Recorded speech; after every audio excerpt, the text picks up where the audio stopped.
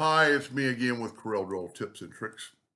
Just yesterday, I helped create this from somebody else's video, and I wasn't going to take it any further. And I started looking at finished his video, and what he did was pretty cool.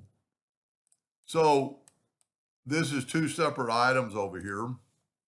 We're going to grab which I very seldom ever mess with, is the mesh fill tool. And when you do that, you get all these, and you can change, but I'm going to just leave it what it is. And I'm going to select all those nodes and I'm going to make them red. And then I'm going to select these outside nodes and make them yellow. I mean, look at that. And you could still, I'm not even selecting all the outside nodes because I'm not doing that right there. So we could probably grab just that one. Well, that's going to be, I can't just select that one.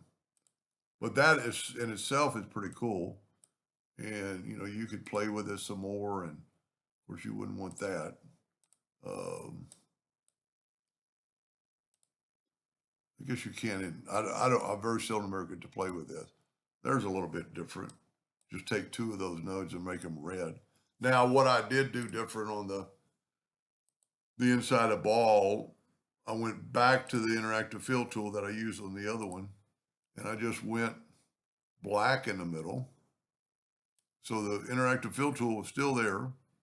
And then I'm going to grab this deep purple, put on the outside, maybe the lighter purple.